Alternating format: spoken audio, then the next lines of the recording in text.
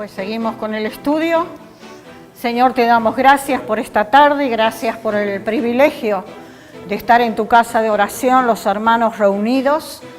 Gracias, Señor, porque siempre podemos poner nuestra confianza en ti. Te pedimos que tú bendigas este estudio, esta enseñanza, que tú abras nuestro entendimiento, nuestros oídos espirituales, nuestros ojos espirituales, Señor, para entender, para discernir el tiempo en que estamos viviendo. Te pido una especial dirección en el día de hoy, en esta tarde, porque tendremos una enseñanza muy profética y necesitamos entenderla bien, Señor. Gracias por tu guía y por tu dirección. En el nombre de Jesús, amén. Amén. Bueno, como sabéis, no necesitáis buscar nada en la Biblia, porque se van a pasar todas las diapositivas aquí como el miércoles pasado. Hemos visto cuándo será el arrebatamiento. Tú te lo has perdido. ¿Alguien se acuerda cuál era la palabra griega de arrebatamiento?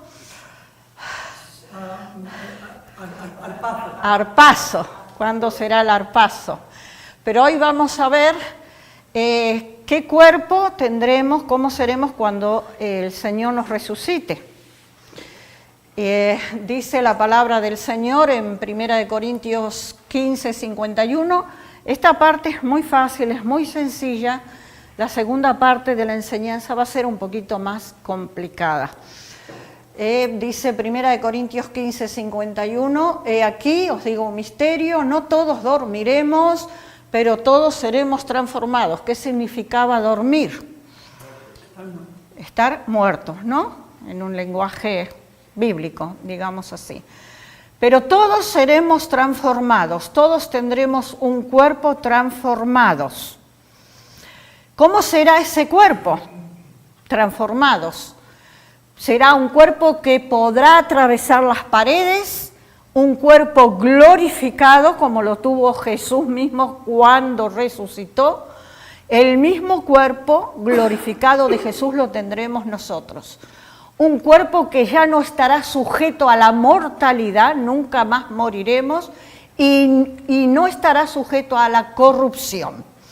Podremos atravesar la materia y trasladarnos, como hacen los ángeles, a una velocidad que va más allá de la luz o del sonido. Así seremos. Qué glorioso lo que nos espera, ¿no? Un cuerpo que no se enferma. Gloria a Dios, que no tendremos más dolores de ningún tipo. Con ese cuerpo ascenderemos todos al cielo.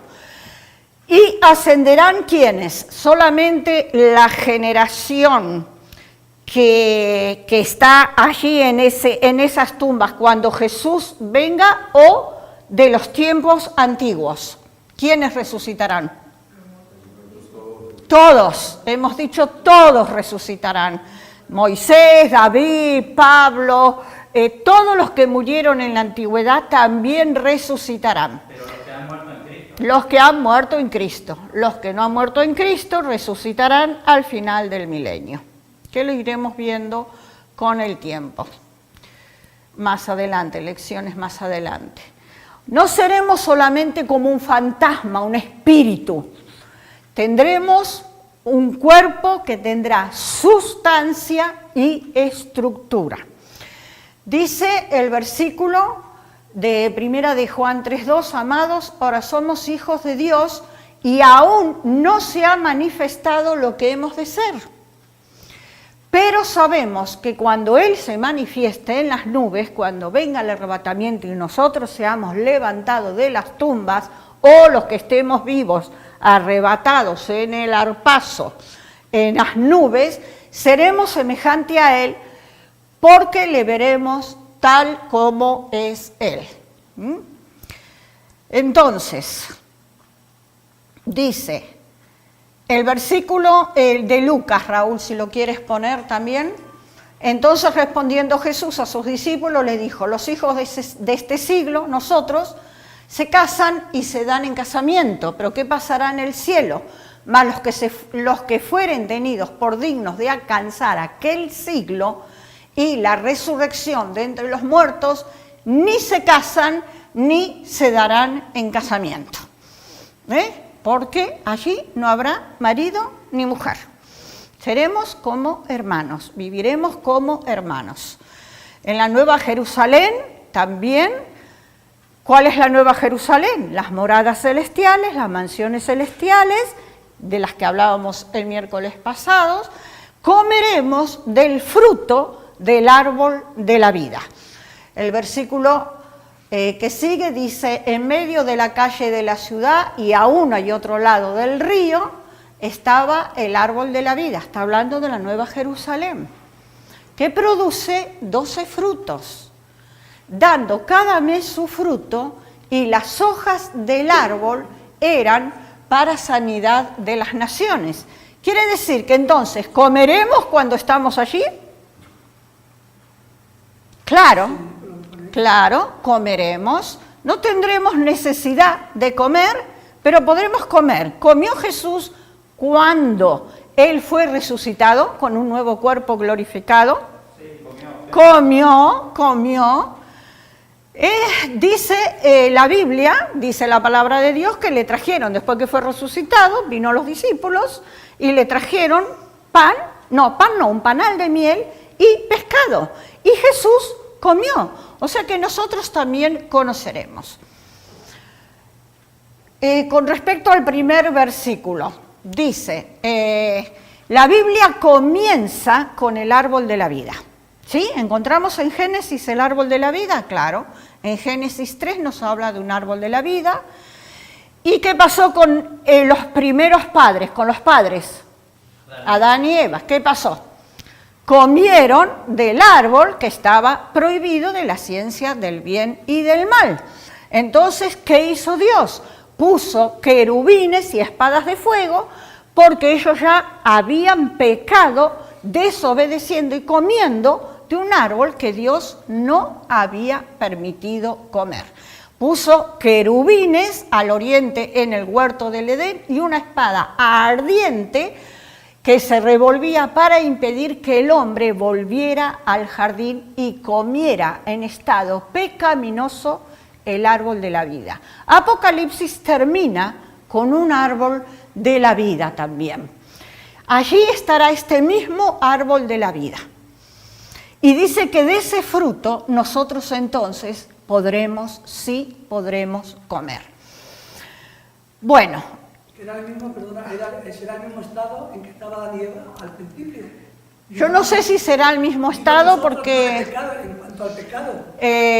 No sé si será el mismo estado porque nosotros hemos pasado, sí, por un proceso de pecado, de renovación. Cuando estamos ya con el Señor, ya no tenemos opción al pecado. No. De la misma manera que Adán y Eva, antes de pecar, no tenían tampoco pecado y tenían opción al árbol de la vida. Claro, posiblemente, si lo vemos así, sí. Si lo vemos así, sí. Lo que pasa es que ellos tenían opción al pecado y nosotros ya no lo tendremos. Nosotros ya no tendremos esa tendencia pecaminosa porque nuestro cuerpo fue glorificado. Se le retiró ese árbol. Sí, ya. Vale, pero nosotros ya no tendremos opción al pecado, por eso no tendremos un cuerpo de corrupción ni de muerte. Dice Apocalipsis 2:17 que la Nueva Jerusalén, el que tiene oído oiga lo que el Espíritu dice a las iglesias. Al que venciere, al que llega a las mansiones celestiales, daré a comer del maná escondido. Algunos escatólogos se hacen en cuestionamiento con esto del maná escondido. Este maná escondido será el mismo maná que comió el pueblo de Israel cuando salió de la esclavitud de Egipto y Dios lo sustentaba con un maná dado del cielo. La respuesta la Biblia no la pone. No lo dice, pero comeremos de un maná escondido que hasta ahora nunca lo hemos comido. Y le daré una piedrecita blanca a los que vencieren, a los que lleguemos a aquellas mansiones a la Nueva Jerusalén. Y en la piedrecita está escrito un nombre nuevo, el cual ninguno conoce sino aquel que lo recibe. ¿Qué quiere decir esto de la piedrecita blanca? ¿Alguien me puede decir algo? La piedrecita blanca. Dios nos da no tanto una nueva identidad. La piedrecita blanca y un nombre nuevo. Yo no me llamaré más Olga, sino tendré un nombre nuevo, un cuerpo glorificado, un nombre nuevo, un nombre que solamente lo conoceré yo cuando recibo esa piedrecita blanca. Ahora, estamos hablando del libro de Apocalipsis y dijimos la semana pasada que la Biblia la podemos leer, hay 3 lecturas distintas o 3 lenguajes. ¿Alguien se acuerda de los 3 lenguajes? Uno era el literal, que es honra a tu padre y a tu madre y no hay nada que interpretar, honra o no honres. El simbólico, que es todo lenguaje con que nos habla el Apocalipsis y algunas porciones del Antiguo Testamento, cuando, por ejemplo, las profecías de Daniel o las profecías de Ezequiel. Y tenemos un tercer lenguaje, que era el lenguaje espiritual, que Jesús usaba en las parábolas para enseñar sobre todo los tiempos finales. Entonces estamos aquí en un lenguaje espiritual. ¿Qué quiere decir la piedrecita blanca? En la antigüedad, en un tribunal, cuando se condenaba a los acusados, alguien había cometido un delito, algo se cometía un delito y eran llevados a juicio, ellos recibían, una vez que se decretaba, si eran inocentes o si era culpable, recibían una piedrecita. En la antigüedad, hace muchísimo tiempo atrás. Si la piedrecita que recibían era negra, quiere decir que ellos estaban condenados. Y si la piedrecita que recibían era blanca, ellos eran tenidos por inocentes, ya no eran culpables. Quiere decir que cuando nosotros recibamos esa piedrecita blanca con un nuevo nombre, quiere decir simbólicamente, es como que Jesús nos dijera, has sido hallado inocente por la sangre derramada del Cordero. A mí esto me llena de alegría. ¿Cómo será la Nueva Jerusalén? Vemos, el material de su muro era de jaspe, todas piedras semipreciosas, pero la ciudad era de oro puro. ¿Os imagináis ir a vivir a una ciudad de oro puro, hermanos? No. Semejante al vidrio limpio. Eso es lo que nos espera si permanecemos, si perseveramos. Los cimientos del muro de la ciudad estaban adornados con toda piedra preciosa. El primer cimiento era jaspe, el segundo zafiro, el tercero ágata, el cuarto esmeralda, el quinto ónice, el sexto cornalina, el séptimo crisólito, el octavo berilo, el noveno topacio, el 10º crisopraso, el 11º jacinto, el 12º amatista. Toda la ciudad está construida con estas piedras semipreciosas. Las 12 puertas, porque evidentemente habrá 12 puertas haciendo referencia a las 12 tribus de Jerusalén y los 12 apóstoles, eran perlas. Cada una de las puertas era una perla y la calle de la ciudad era de oro puro. ¿Cuándo has caminado en una calle que era de oro? Yo nunca. Nunca. Transparente como vidrio. Y yo no vi en ella templo. ¿Por qué no vio templo, Juan? ¿Por qué no vio templo en aquella ciudad? Porque el templo, claro, exactamente, no necesitaba tener templo. Y no vi en ella templo porque el Señor, Dios poderoso, es el templo de ella y el Cordero, y porque su templo terrenal, que es la iglesia, ya está en el cielo. La ciudad no tiene necesidad de sol ni de luna que brillen en ella, porque la gloria de Dios la ilumina y el Cordero es su lumbrera. O sea que allí no habrá ni noche ni habrá día, sino que la gloria de Dios resplandecerá sobre toda la ciudad y siempre habrá luz resplandeciente. Ni cortes de luz, José Luis. Ni pagaremos más facturas de luz. Ahora vamos a cambiar un poquito el tema, porque hay que hacer un tipo de introducciones para llegar a la parte profética. Vamos a la próxima diapositiva y vamos a ver un poco la parábola de la higuera. No penséis que estoy cortando un tema y empezando con el otro, todo tiene relación, ya lo veréis. La higuera en la Biblia tipifica a Israel. En Jueces 9, los árboles son representativos de liderazgo o gobierno. Nos habla de distintos tipos de árboles. En Jeremías 24 habla de higueras buenas y malas, que representan las figuras judías que eran llevadas a Babilonia. Unas fueron dejadas en Jerusalén y otras fueron llevadas cautivas a Babilonia. Dice la palabra, de la higuera aprended la parábola. Cuando ya su rama está tierna y brotan las hojas, sabéis que el verano está cerca. Los judíos ortodoxos están esperando un Mesías que los librará de la guerra final. Los judíos ortodoxos en la Biblia no figura solamente en la Mishra de los judíos. Ellos el nombre que le dan cuando dicen verano, el nombre que le dan a los judíos es verano. El verano está cerca. Lo dejamos ahí.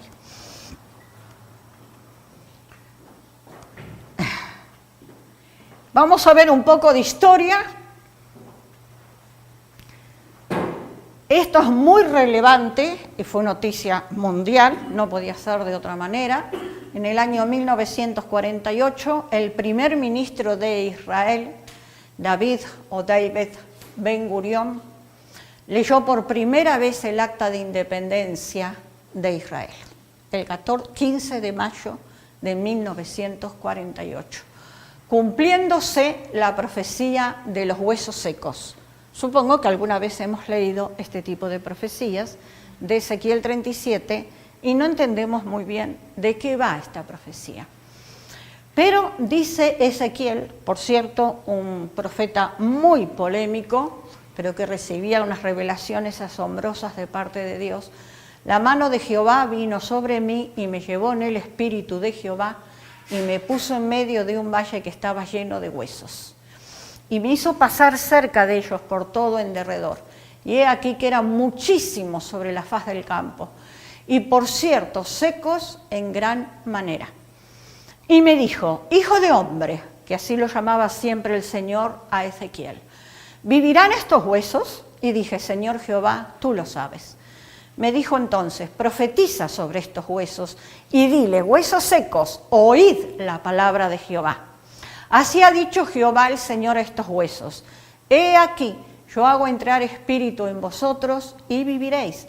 Y pondré tendones sobre vosotros y haré subir sobre vosotros carne y os cubriré de piel y os pondré en vosotros espíritu y viviréis y sabréis que yo soy Jehová.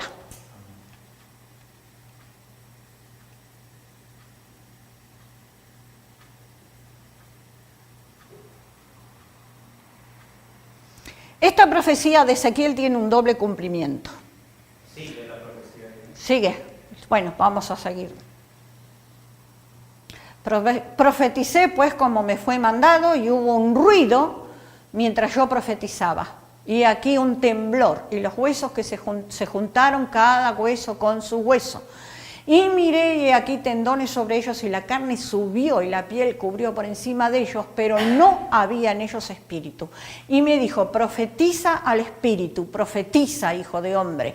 Y di al espíritu, así ha dicho Jehová el Señor, espíritu, ven de los cuatro vientos y sopla sobre estos muertos y vivirán. Profeticé como me había mandado y entró espíritu en ellos y vivieron y estuvieron sobre sus pies un ejército grande en extremo. Me dijo luego, hijo de hombre, todos esos huesos son la casa de Israel.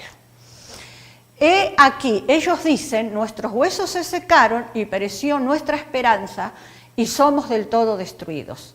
Por tanto, profetiza y diles, así ha dicho Jehová el Señor, he aquí, yo abro vuestros sepulcros, pueblo mío, y os haré subir de vuestras sepulturas y os traeré a la tierra de Israel. Y sabréis que que yo soy Jehová, cuando abra vuestros sepulcros y os saque de vuestras sepulturas, pueblo mío. Y pondré mi espíritu en vosotros y viviréis, y os haré reposar sobre vuestra tierra, y sabréis que yo Jehová hablé, y lo hice, dice Jehová. Bueno, como decía, esta profecía es de doble cumplimiento. En el Antiguo Testamento hay muchas profecías que tienen un cumplimiento cercano y otro lejano. Ellos estaban en la cautividad en Babilonia, el pueblo judío, y aquí por medio del profeta Ezequiel, Dios le dice que ellos saldrían de esa cautividad y que vivirían como pueblo, que su pueblo volvería a ser el pueblo de Dios, pero que se constituiría también como una nación. El segundo cumplimiento de esta profecía se encuentra cuando los judíos fueron dispersados en el año 70 por los romanos bajo el Imperio Romano a la orden del general Tito. ¿Qué pasó ahí? Cuando en el año 70 los romanos destruyeron la ciudad de Jerusalén. Ellos fueron dispersados por todo el mundo. Dejaron de ser una nación constituida hasta que en 1948 ellos empiezan a volver a su tierra, a Jerusalén, a formarse como nación, y es cuando David Ben-Gurión el primer ministro lee por primera vez un acta reconociendo que Israel es nación del pueblo, porque ellos eran un pueblo que habían perdido identidad, tierra y nación. Tierra todavía la tienen perdida. Es la continua guerra que hay con los mal llamados palestinos. Bueno, ¿alguna pregunta hasta aquí? Para entender la parábola de la higuera, que hemos leído antes, tenemos que remontarnos a 3 capítulos antes, versículo 19 de Mateo 21. Y viendo Jesús una higuera cerca del camino, vino a ella y no halló nada en ella, sino hojas solamente, y le dijo: nunca más nazca de ti fruto. Y luego se secó la higuera. Jesús mismo, acordémonos que las parábolas tienen un mensaje espiritual. La maldición de la higuera se produjo después de la entrada triunfal de Jesús en Jerusalén. Jesús llega a Jerusalén el único día que él permitió que la gente lo adorara públicamente como rey, como Mesías, como el esperado. Pero a la mañana siguiente, al regresar a Jerusalén, Jesús maldice a la higuera. ¿Por qué Jesús maldice a la higuera? Caprichosamente, porque se le ocurrió, porque no le gustaba. ¿Por qué la maldice? ¿No tenía fruto? ¿No tenía fruto? No. Bueno, sí, no tenía frutos, pero era un simbolismo. Acordémonos que la higuera es simbolismo ¿de qué? Del pueblo de Israel. Por no tener frutos. Esto fue al final de su ministerio en la tierra. Claro, no era tiempo, pero es que Jesús está hablando espiritualmente. Es que él no la maldijo, porque la higuera no tiene frutos, la maldijo. Hay una enseñanza espiritual. Mateo, sí. Recordemos que es el evangelio escrito a los judíos, para los judíos, enfocado a los judíos. ¿Por qué no había frutos?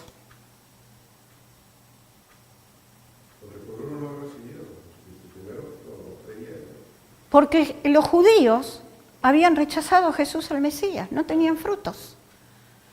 ¿Cuál era el pueblo elegido por Dios? Israel. ¿Y qué hicieron los israelitas? ¿Qué hicieron? Lo rechazaron. Dijeron, el hijo del carpintero, Jesús que andaba jugando aquí, allá, es un falso. Se dice ser el Hijo de Dios. Rechazaron a Jesús, no hubo frutos. Por tanto, la higuera, Israel, Dios la maldijo y fue cortada del lugar, fue desarraigada, fue desterrada del lugar donde Dios había plantado la higuera, donde Dios había plantado a su pueblo, porque su pueblo no reconoció al Mesías. Dios desterró a ese pueblo de su lugar, porque esa higuera estaba ocupando el lugar, estaba malogrando la tierra y estaba ocupando un lugar sin dar frutos. Y Jesús dijo, yo a ti te maldigo y te saco. Dios eligió un pueblo y esperó que su pueblo diera frutos y su pueblo no dio frutos. Dice en Lucas 13:7, si lo quieres pasar el siguiente, dijo al viñador, he aquí hace 3 años, 3 años, ¿cuánto fue el ministerio de 3 años?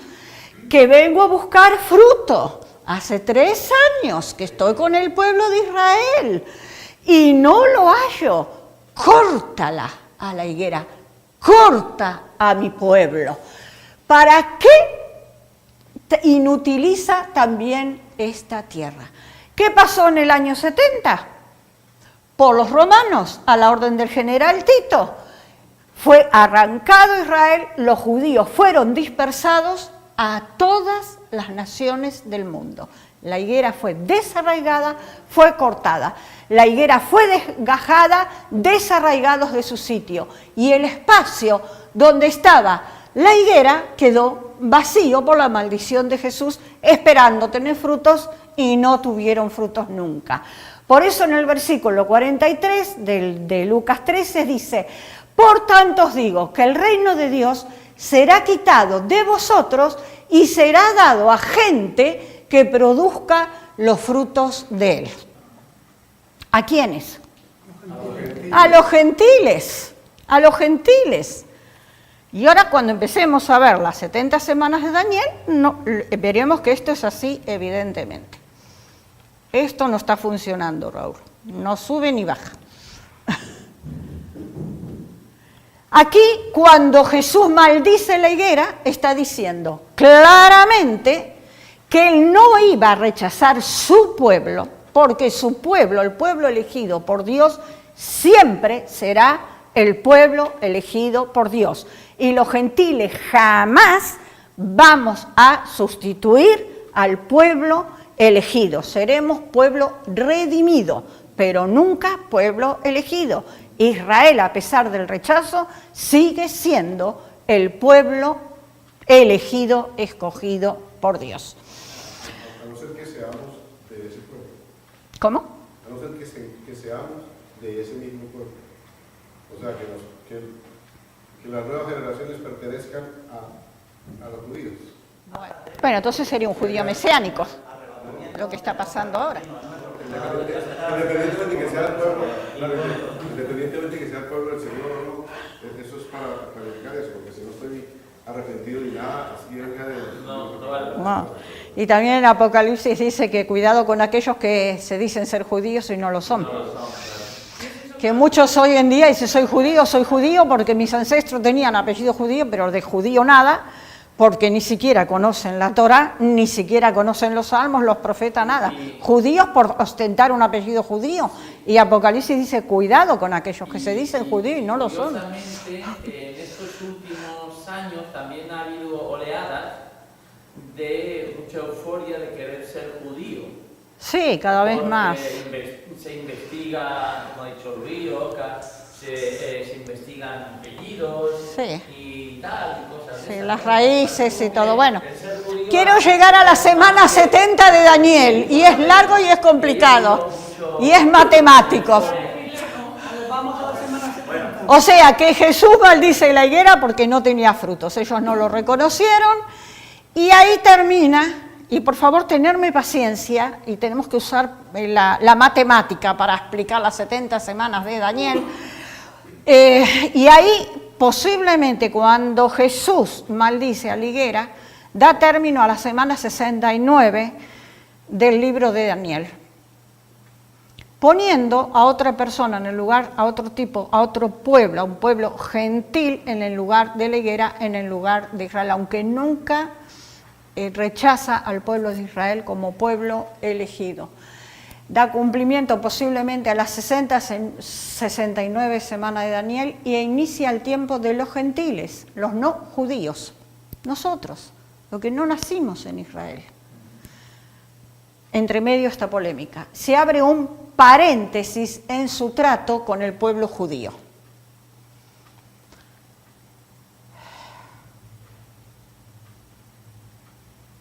Por eso dice la palabra que ellos fueron desgajados y Dios permitió que ellos fueran dispersados y que serían matados y que serían perseguidos y que serían castigados por el hecho de no reconocer a Jesús como el Mesías esperado, aún teniendo la palabra de Dios y las profecías.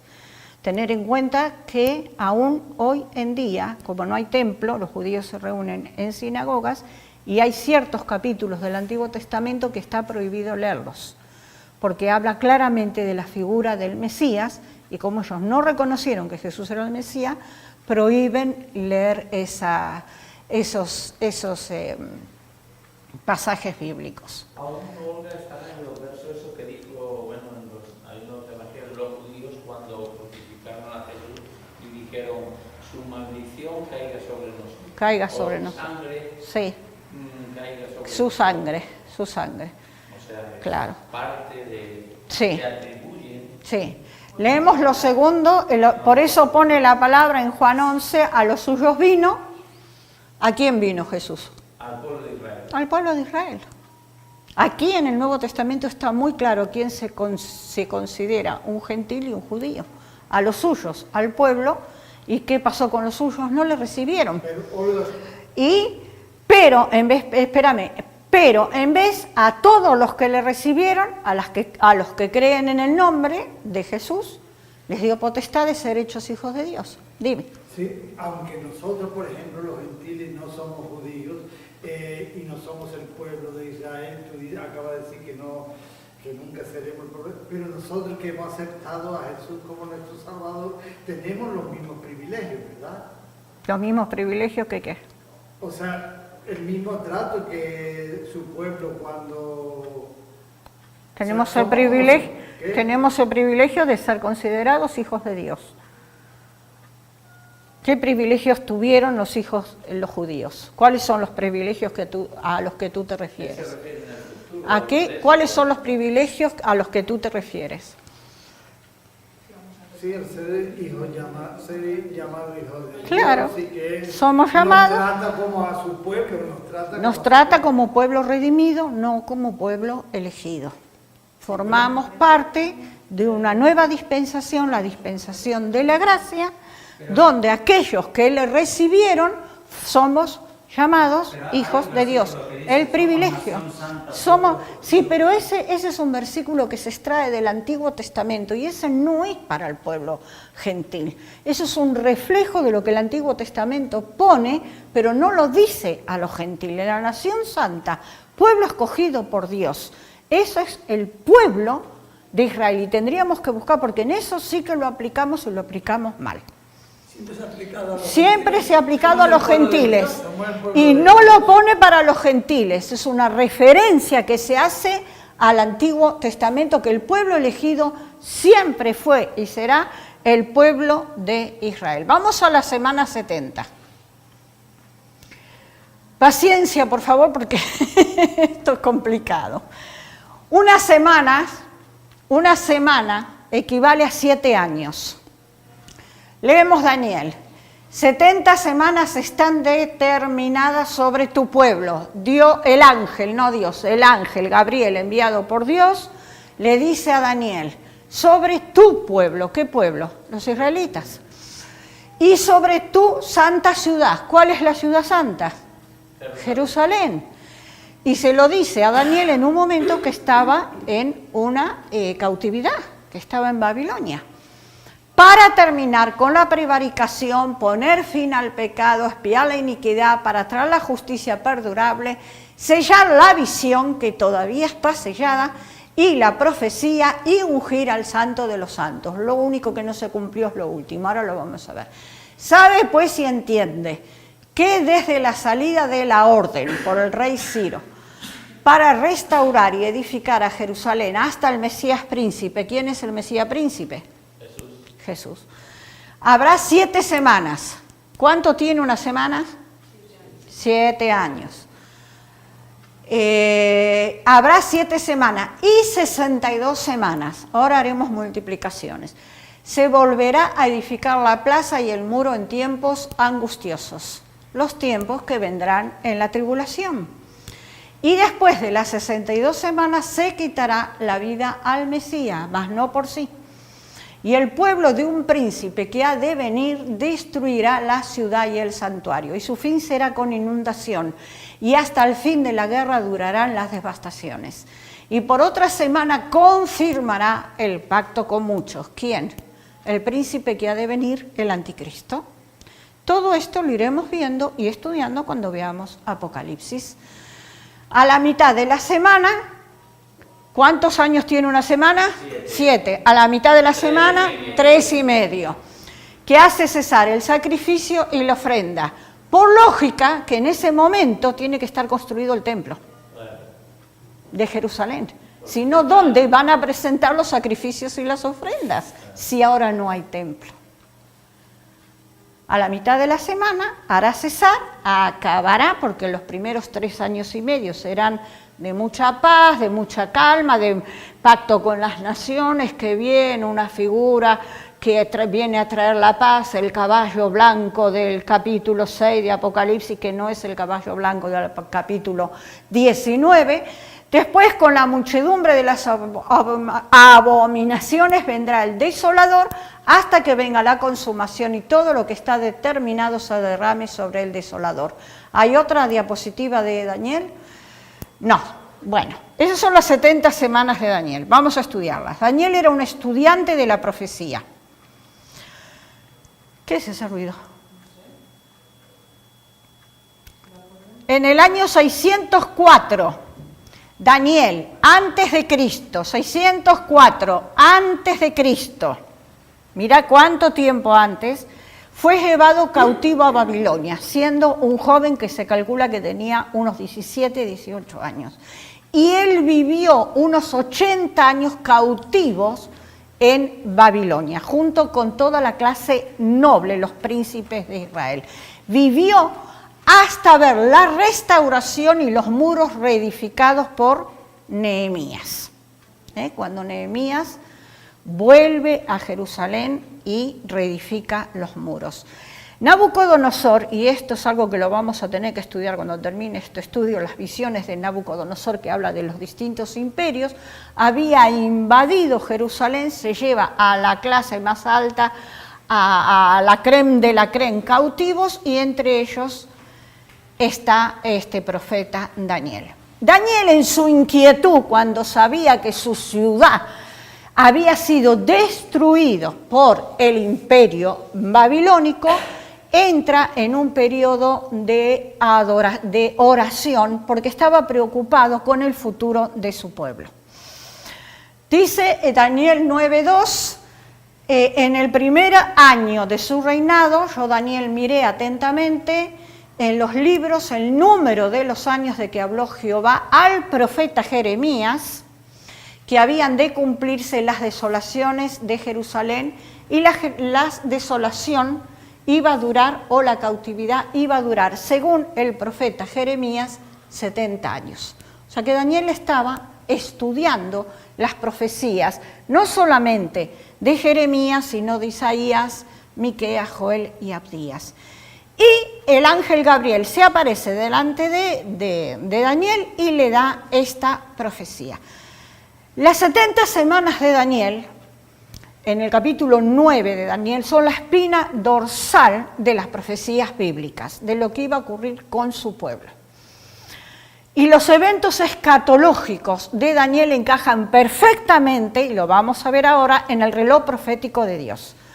¿Alguien sabe decirme en qué semana de esas 70 semanas nos encontramos actualmente? En ninguna. En ninguna. Porque el paréntesis se cerró. ¿Cuándo y cómo?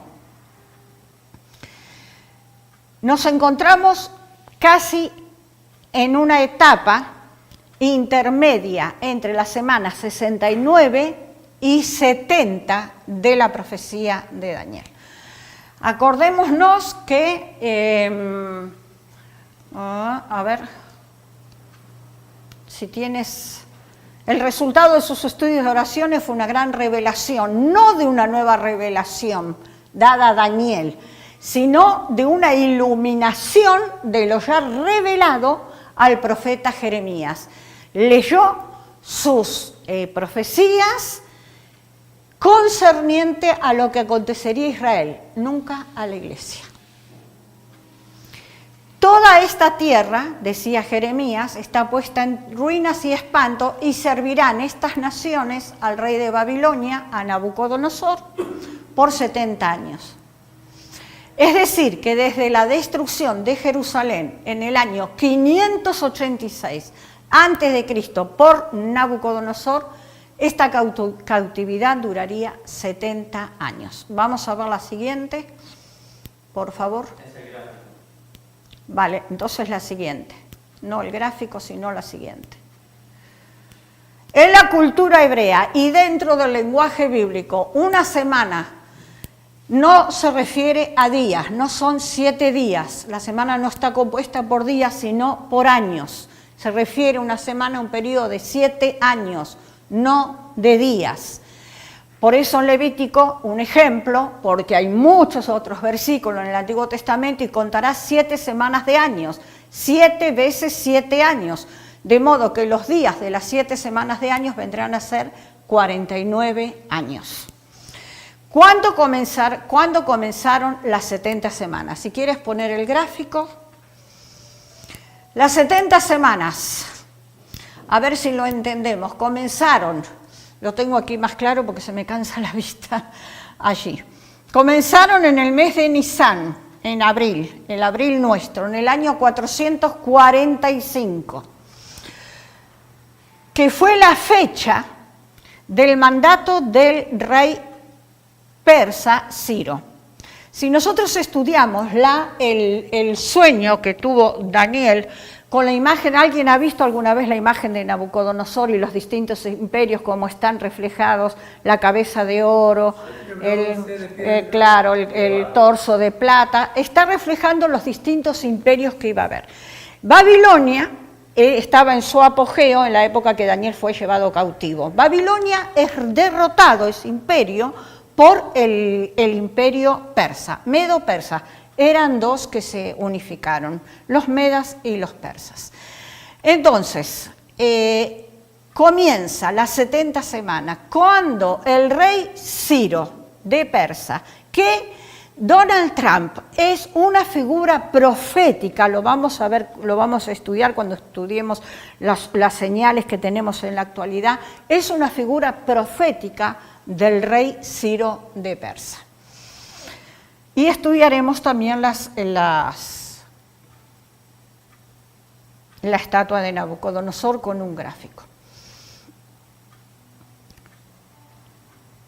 7 semanas tenían que pasar de años para restaurar y reedificar a Jerusalén. 7 semanas, 7 por 7, 49. Este es el trato que Dios tiene con Israel hasta aquí. 7 semanas, 49, pasan 69 semanas, que es equivalente a 483 años judíos, contando siempre que el calendario de los judíos es lunar y no solar como tenemos nosotros, y luego 62 semanas hasta el 6 de abril del año 32, cuando Jesús fue muerto. Realmente ese gráfico pone hasta la muerte de Jesús. Sin embargo, si afinamos el lápiz, no pasaron hasta esas semanas, hasta la muerte de Jesús, sino hasta la entrada, una semana antes, hasta la entrada de Jesús en Jerusalén, en el borrico. No, el gráfico muestra la raya esta. Sí. 6 de abril del 32. Sí, y Jesús muere en el 33. ¿Cuál es el trato con Israel? Ahora lo vamos a decir. Y ahí se cierra el paréntesis. Pero pasaron solamente 69 semanas. Y habíamos dicho que el trato, 69 semanas, las actuales nuestras. no, de 7 años cada uno. De 7 años De cada 7 semana. años cada semana. 483 años. O sea que llegaron a 483 años, se cierra el paréntesis del trato de Dios con su pueblo, nunca rechazado, pero cierra el trato porque secó la higuera, porque desarraigó la higuera y porque en el lugar de la higuera planta a un nuevo pueblo, lo que decíamos antes, el pueblo gentil. Y empieza el trato con los gentiles. ¿Y es lo que Dios hicieron? O sea, no reconocerlo, matarlo, todo lo que es lo malo. No lo reconocieron hasta el día de hoy que Jesús es el Hijo de Dios. No lo reconocen a no ser los judíos mesiánicos que sí aceptan que Jesús es el Hijo de Dios. Es un profeta, es el hijo del carpintero, es un hombre, se dice Hijo de Dios. Es una aberración para el judío eso. Es algo, es humillante, es degradante decir que un hombre que nació de una mujer se dice ser el Hijo de Dios. Había que matarlo. Nosotros somos herejes para ellos. Claro, porque estamos rindiendo culto a un hombre nacido de una mujer, cuando la Biblia dice, y lo hemos estudiado a Dios, solamente a Dios, Jehová Dios. Porque hay un versículo en el Antiguo Testamento que, bueno, en hebreo dice Shema Israel, Shema, Dios solamente uno es. Uno es. Y agarrándose de ese versículo, como Jesús viene y dice que es el Hijo de Dios, esto es una aberración. Entonces no lo entienden hasta que el Espíritu Santo no le abra los ojos. Ellos fueron, como dijimos en la profecía de Daniel, los huesos secos revivieron, pero como nación, políticamente, pero no religiosamente.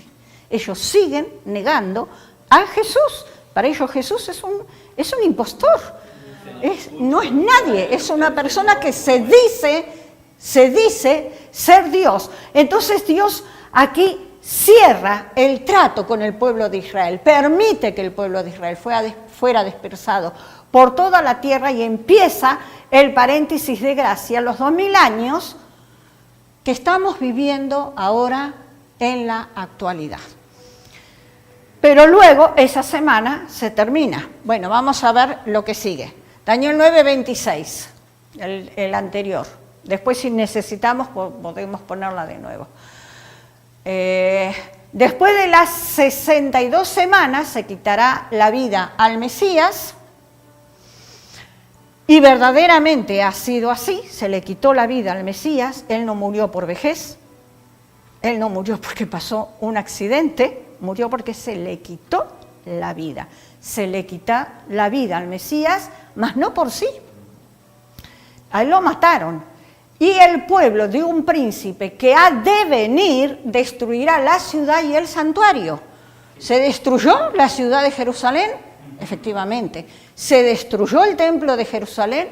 Efectivamente. Sigue destruido. Lo único que queda es el muro de los lamentos. Pero proféticamente ese templo se vuelve a construir para que poder empezar a ofrecer los sacrificios, para poder ofrendar tal como lo hacían en el Antiguo Testamento. Ese templo, la construcción de este templo, está todo, absolutamente todo preparado. Lo vamos a ver con vídeos también porque es muy interesante.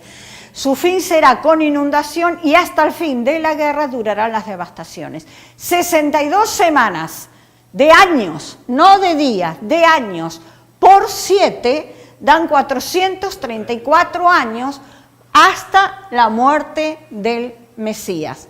Y la historia comprueba que exactamente pasaron ese 434 años. Sumamos estas dos cifras, 434 años más 49, ¿qué nos da? ¿Cómo, Raúl? 49 de esta diapositiva. Sí, 49 viene de esta diapositiva. Nos dan 483 años. Para llegar a 490 años nos falta una semana de 7 años. Pero el paréntesis se cerró, porque ahora es el tiempo de la gracia, es el tiempo de la iglesia, no es el tiempo de los judíos. El tiempo de los judíos comenzará nuevamente cuando Dios cierra ese paréntesis. Estoy hablando no especulaciones, hermano, no estoy hablando conjeturas, estoy hablando lo que la Biblia enseña proféticamente. Nos falta una semana para completar los 490 años. Quiere decir que nos quedamos con solo 69 años. ¿Cuál será la última semana de 7 años cuando Dios comience a tratar de nuevo con el pueblo judío? Pueblo judío. Cuando Jesús en el arpazo, como decíamos, cuando arrebata, puedes poner de nuevo el gráfico, Raúl, cuando arrebata que se termina el tiempo, la plenitud de los gentiles se termina, hay arrebatamiento y comienza la última semana para completar la semana 70. ¿Cuándo será la tribulación? Pues aquí podemos verlo. De acuerdo a la profecía lo tenemos claro. Entonces, por esa regla no pasaremos tribulación. Por esa regla no pasaremos la gran tribulación. La gran tribulación el pueblo de Dios no lo va a pasar, porque la palabra de Dios pone en Apocalipsis que nosotros no estamos reservados para la ira. Y la ira de Dios son los juicios del Apocalipsis, que hemos dicho, el juicio de las tazones, las copas y los sellos. Ahí cuando la iglesia es arrebatada, comienza de nuevo Dios a tratar, después de Apocalipsis 4, creo que es 4 o 5, comienza a tratar de nuevo con el pueblo judío y trae el juicio, sus juicios sobre el pueblo judío, porque no tuvieron fruto, porque fueron cortados y dispersados por falta de En juicio. Apocalipsis dice, estos son los que han salido De la gran tribulación. Que habrá muchos que Claro. en la gran tribulación serán salvos. Bueno, muy bien, ese es un tema. Sí, sí, va a haber personas que sean salvas. La iglesia no pasará por la gran tribulación. La iglesia empezamos a pasar por el tiempo del principio de dolores. ¿Nos veremos afectados como cristianos por seguir a Cristo? Posiblemente sí, nos veamos afectados. Pero la gran tribulación la pasarán el pueblo escogido que negó al Mesías. Sobre ellos viene el castigo. Los dos testigos, tendríamos que estudiar Apocalipsis, pero los dos testigos, cuando comiencen los cataclismos en esta tierra, cuando comience, porque esto va a ir, hermanos, de mal en peor. Esto no es que se va a parar, ya empezó, estamos en los tiempos del principio de dolores, ya están los incendios, la palabra de Dios dice que la tierra será quemada, los terremotos, y vamos a ver las señales. Pero la Biblia también nos dice, aprended de la higuera. Cuando reverdece, cuando sus ramas están tiernas. ¿Quién es la higuera? Israel. Israel ya fue en el año 1948 constituida como nación por David Ben Gurión. La higuera está brotando, porque el pueblo judío está regresando a su pueblo y porque los judíos ortodoxos están con muchas ansias de reconstruir de nuevo el templo. Entonces, cuando la iglesia sea arrebatada y aquí queden aquellos judíos y no judíos, queden en la tierra, los que no han sido arrebatados, que no han aceptado a Cristo, que no han seguido sus mandamientos ni su palabra, ni han obedecido y queden aquí, ¿qué hace? Dios da una última oportunidad y manda a los dos testigos para que prediquen a aquellos que se quedaron acá.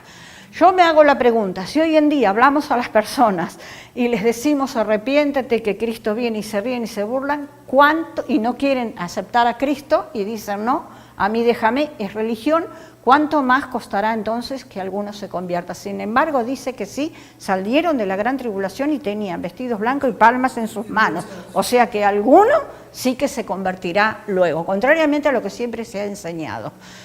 Bueno, ahora vamos a decir lo último.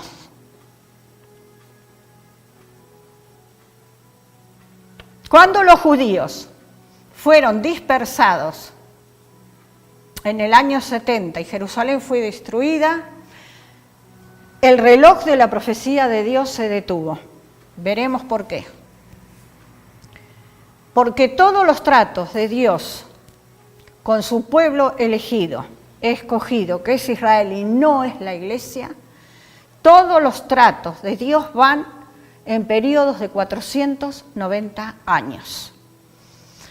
Lo vamos a poner, los 15, desde Abraham hasta, y aquí me falta algo, ¿no? 490 años, hasta el Éxodo, 490 años. Exactamente, pasaron 490 años. Los 15 años, cuando la egipcia Agar estuvo en la tienda de Abraham y nació Ismael, no se cuenta.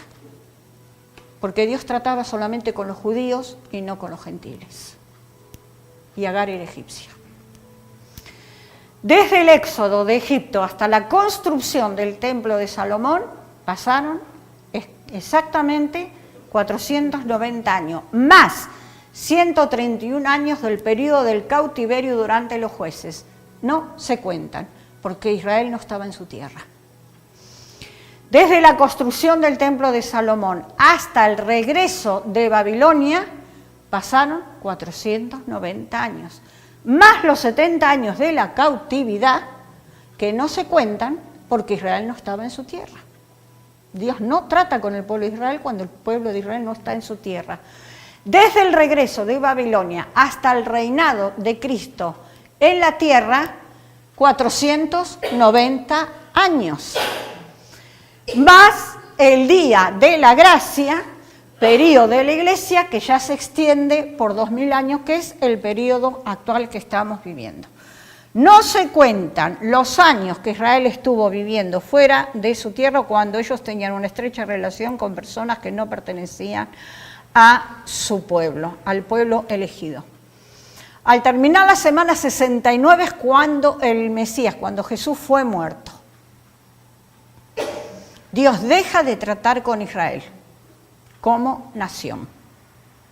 La Iglesia nunca ha sustituido al pueblo de Dios, porque eso fue una doctrina muy errónea y blasfema que hace unas décadas atrás se había impuesto en las iglesias.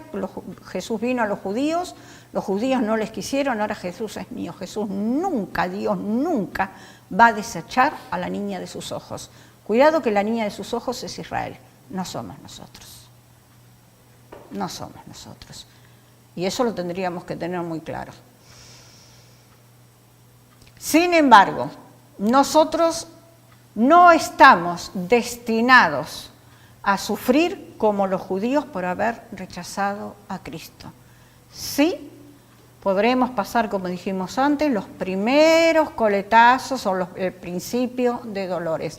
Porque en Lucas 21-24 dice, lo tenemos, que ellos, por haber rechazado a Cristo, tendrán su castigo, caerán a filo de espada, serán llevados cautivos a todas las naciones, pasó, y Jerusalén será hollado por los gentiles, hasta que los tiempos de los gentiles se cumplan. La higuera es el emblema del Estado de Israel y nación de Israel. El verano es el Mesías. La parábola de la higuera. El verano se acerca, el Mesías viene a partir del año 1948, cuando Israel es constituida como nación, a pesar de que la ONU pone total contrariedad todos los tratos que Israel haga con las demás naciones. Los acepta y luego los rechaza. Desde ese momento aún está más claro que el Mesías regresa, porque muchísimos judíos están volviendo a casa. Tenemos otra diapositiva. Dice 9:27, por otra semana de años, por 7 años, la semana 70 confirmará el pacto con muchos, el anticristo. A la mitad de la semana hará, creo que lo hemos leído, se sale el sacrificio.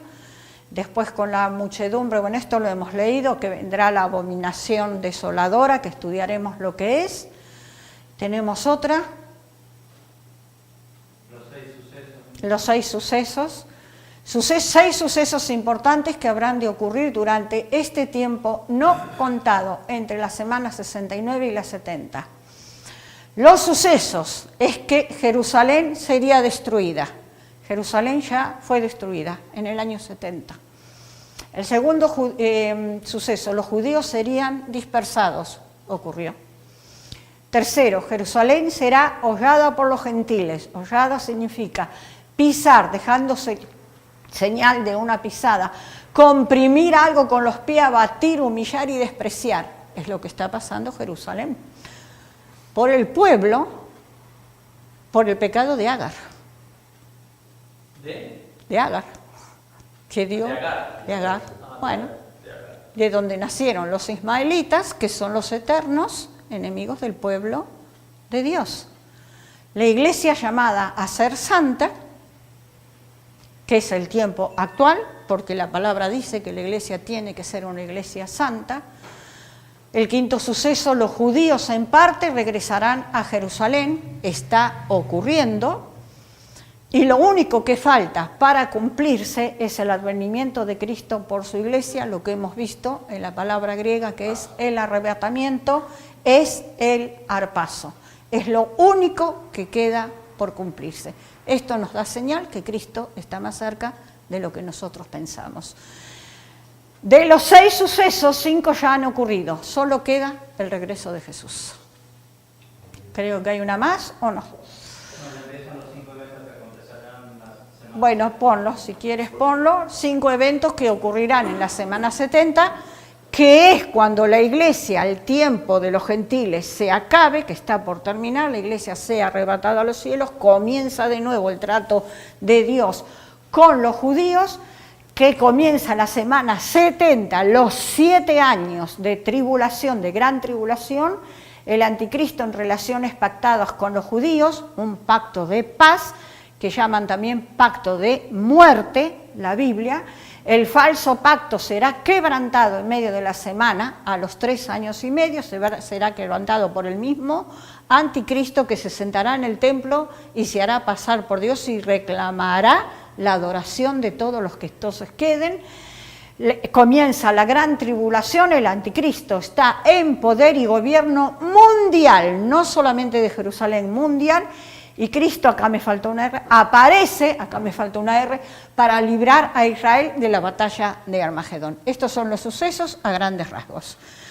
Y la semana que viene, 9:30 justo, y la semana que viene veremos las señales para entender en qué tiempos estamos viviendo.